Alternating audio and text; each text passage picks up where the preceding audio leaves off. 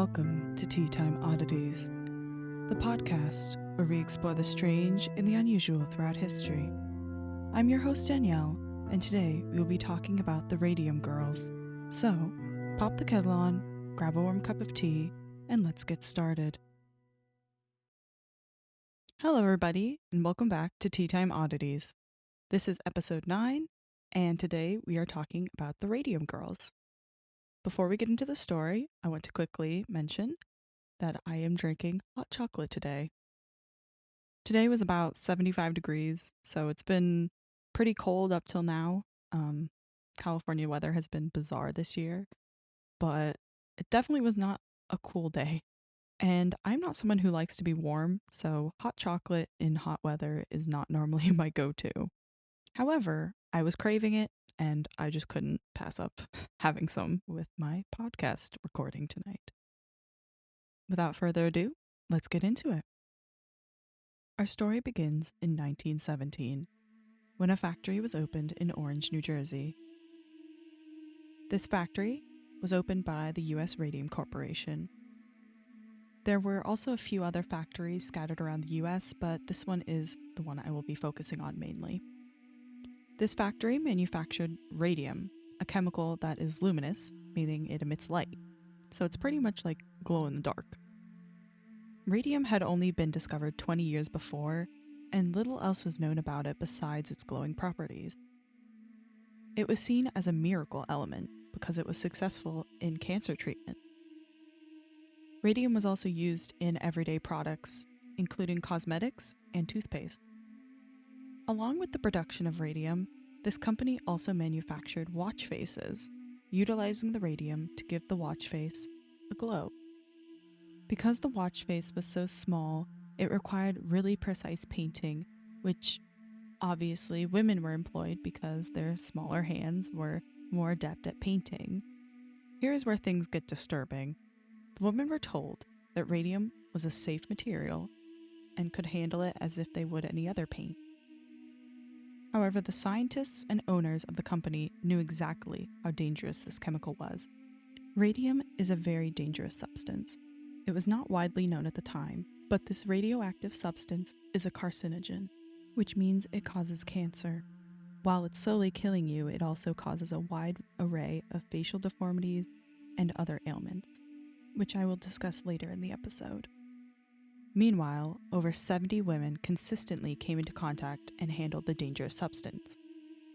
The workers were even encouraged to lick the tips of their brushes, allowing for a more precise tip. These women were paid around $1.50 per watch face, which is about 34 cents in today's money. Each woman averaged around $18 a week, which is $427 in 2023. This was actually a pretty high pay rate compared to other factory jobs at the time, which made this job highly appealing to young women. Oblivious to the dangerous effects of radium, many of the women painted their nails, teeth, and faces with the substance. The true dangers of radium soon came to light as many of the workers fell ill. Radium poisoning presents itself in many ways, but some of the many side effects in the early stages include nausea, loss of appetite, and vomiting. The later stages of poisoning cause infection, dehydration, confusion, and bleeding. The first sign that something was amiss came with the women's teeth and jaws. The radiation from the radium caused the cells in their faces and jaws to die. So while licking the brush tips, each time they ingested a small amount of radiation poisoning. Many of the workers had severe facial deformities due to this awful side effect. But the company was able to keep these claims of radium poisoning quiet, with many of the women's doctors complying to not go public with any of the information. Amelia Maja, nicknamed Molly, was the first of many women to suffer from the horrific effects of the radium poisoning. What began as a simple toothache evolved into the extraction of multiple teeth and painful ulcers that formed where the teeth once were. Her lower jaw began to fall off and had to be surgically removed, but the radiation just kept spreading throughout her body until Molly passed away in 1923. And only 1 year later, over a dozen had died and over 50 women became sick. The United States Radium Corporation, however, was still dodging responsibility, claiming these women were infected with syphilis. So, not only were these women dying, their reputations were also being tainted. In 1928, the doctor responsible for creating the radium dial paint had died, marking the 16th radium-related death.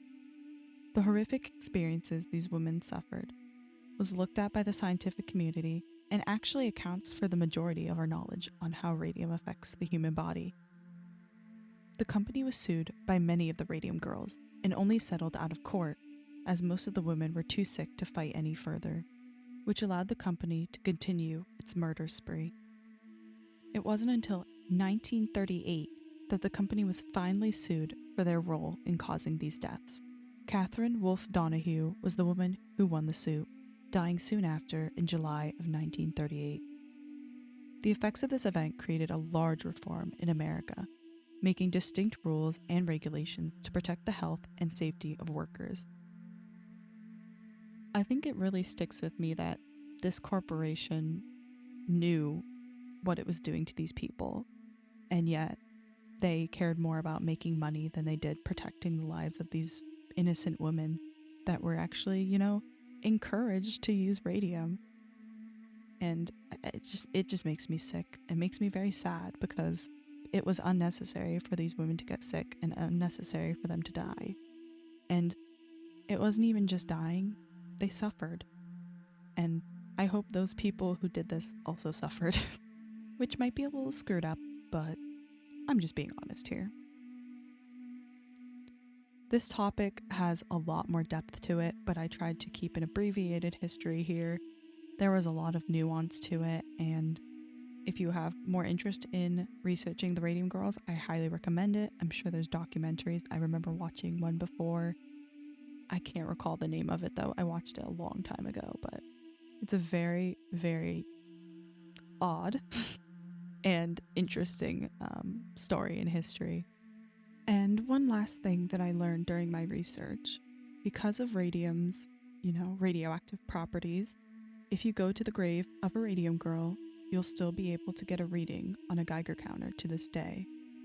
And it will still read radioactive until 1,600 years has passed. Well, that is the end of the episode. Thank you so much for listening to the podcast. And before I forget, I wanted to mention that Teatime Oddities is now on Spotify.